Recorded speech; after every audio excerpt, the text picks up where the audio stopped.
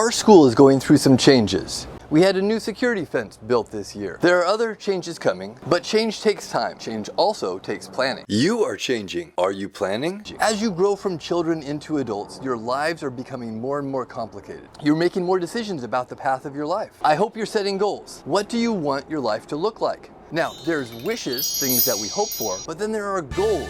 Goals are the things that you plan for. Changes on campus were put together as a goal. People said we want more campus security, so how do we do that? A fence. A fence was decided on as the solution to that goal. Planning for a fence meant drawing up plans, figuring out how many miles of fence we needed, or how many feet. How much is that going to cost? Who's paying for that? Where's the money coming from? And what time do we need this ready for? They said modernize this building, modernize that building, demolish that building. Then there was the timeline.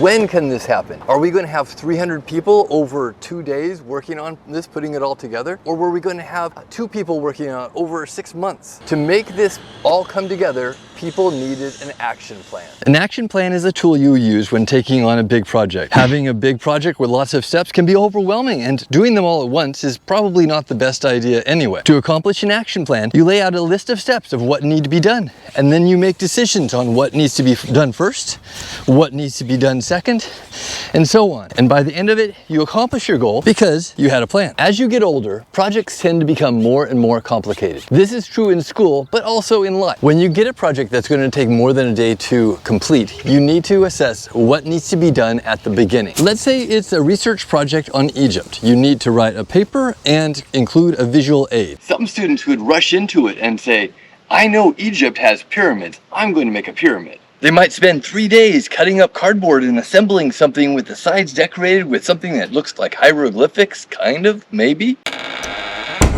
There was a research paper? Some students will hit a wall, paralyzed, overwhelmed, realizing how big this project is, and they won't get anything done. That's a really big project. I don't want you to waste your time with unnecessary busy work, and I don't want you to get overwhelmed and shut down. Before I start my project, I really want to read the instructions thoroughly. I want to know my goals, I want to know what materials I need, and I want to know what timeline I'm working with. At what point do I need to reach my goal? Read the instructions first.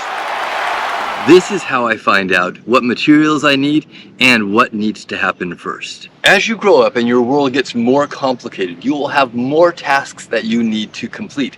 More tasks that are part of your own goals, part of your responsibilities. They could be sports, family, friends, hobbies, rest, schoolwork. You want to fit them all in your world, right? Then use action plans to gain that balance. You're going to have projects your whole life. Learn the skill of planning now to make your life easier and more successful. Once you identify your goal, you lay out a list of tasks that need to be done, and then you identify what date you expect you'll actually be able to complete them. So let's say you've got your action plan all filled out and it looks like it's going to take 7 days to complete.